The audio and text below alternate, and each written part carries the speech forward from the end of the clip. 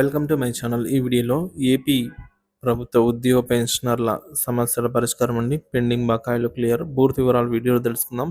వీడియోని ఎక్కడే కానీ స్కిప్ చేయకుండా ఎండ్ వరకు చూడండి. అప్పుడే ఇన్ఫర్మేషన్ పూర్తిగా అర్థమవుతుంది. వీడియో చూస్తున్న ప్రతి ఒక్కరు వీడియోకి లైక్ చేయండి ఫ్రెండ్స్. ఈ వీడియోని తోటి ఉద్యోగ పెన్షనర్ మిత్రులతో అయితే షేర్ చేయండి.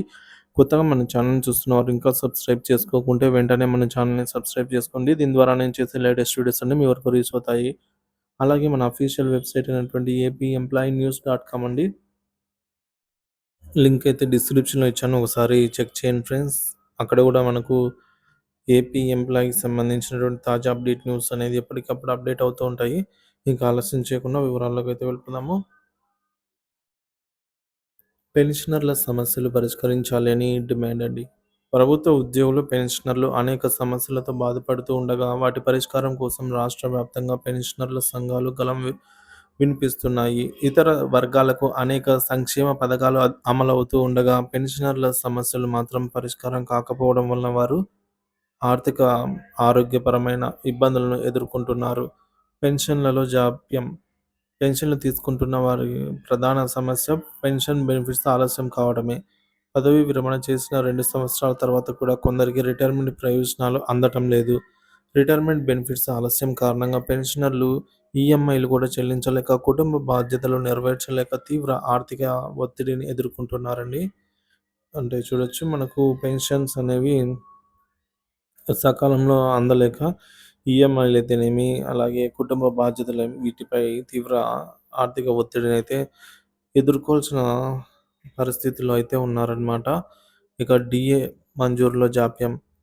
మనకు డీఏలు ప్రకటించాల్సి ఉందండి. 2024కు సంబంధించి 2 డీఏలను ప్రకటించాల్సి ఉంది. అది జనవరి మరియు జూలై డీఏ. జనవరి డీఏను కేంద్ర ప్రభుత్వం 4% ప్రకటించేసింది. జూలై డీఏను 3% ప్రకటించేసిందనమాట. సో, మొత్తం 7% 2024కు సంబంధించి కేంద్ర ప్రభుత్వం ప్రకటించేసింది. అమల్లో ఉంది కూడా. సో, మరి రాష్ట్ర ప్రభుత్వం వాటాగా 0.91/7% అయితే ప్రకటించాల్సి ఉందన్నమాట. సో, త్వరితగతిన వీటిని రిలీజ్ చేయాలి అని కోరడం అయిందండి. ఇప్పటికీ చర్యలు తీసుకోకపోవడం వల్ల సమస్య అనేది మరింత తీవ్రతరం అయ్యేలాగా అయితే కనిపిస్తోంది. పీఆర్సీ అమలులో ఆలస్యం. ప్రభుత్వ ఉద్యోగులకు సంబంధించి పీఆర్సీ పే రివిజిడ్ కమిషన్ అమల్లో జాప్యం అండి పెన్షనర్లకు తీవ్ర నష్టాన్ని కలిగిస్తోంది. యాక్చువల్‌గా మనకు 12వ పీఆర్సీ అనేది జూలై 2023 నుంచే అమల్లో ఉండాల్సింది. కానీ ఇప్పుడు మనకు డిసెంబర్ 2024 అంటే దాదాపుగా 1.5 సంవత్సరం వరకు సమయం అయిపోయిందనమాట. 18 నెలలు పూర్తయిపోయింది. అయినా కూడా ఇంతవరకు పీఆర్సీ కమిషన్ కూడా ఇంకా ఏర్పాటు చేయలేదు అనైతే తెలుస్తుంది.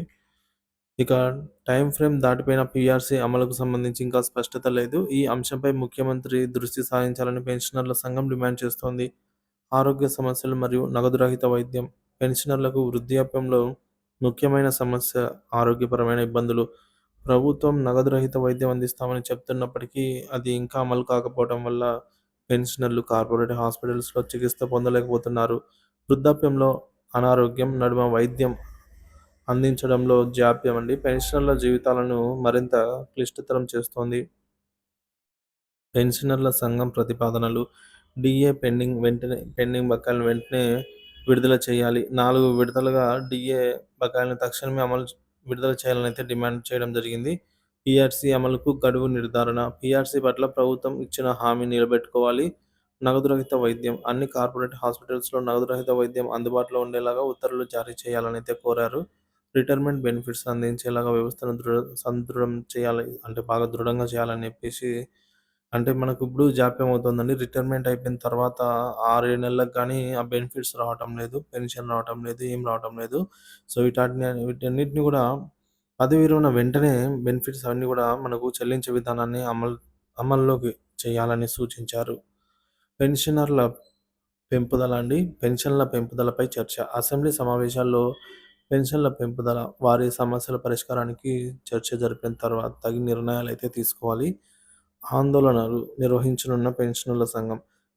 పెన్షనర్ల సమస్యలను పరిష్కరించకపోతే తీవ్ర ఆందోళనలు చేపట్టక తప్పదని తెలంగాణ పెన్షనర్ల సంఘం రాష్ట్ర అధ్యక్షుడు ఆర్‌వీని రాజేంద్ర బాబు హెచ్చరించారు.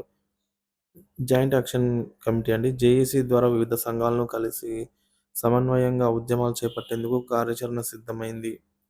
సదస్సులో పాలకులపై ఒత్తిడి తెచ్చే నిర్ణయాలు తీసుకుంటామని అయితే తెలిపారు. ప్రభుత్వం ఇతర వర్గాలకు అనేక సంక్షేమ పథకాలు అమలు చేస్తూ పెన్షనర్ల సంఘం పట్ల నిర్లక్ష్యం చూపుతోంది.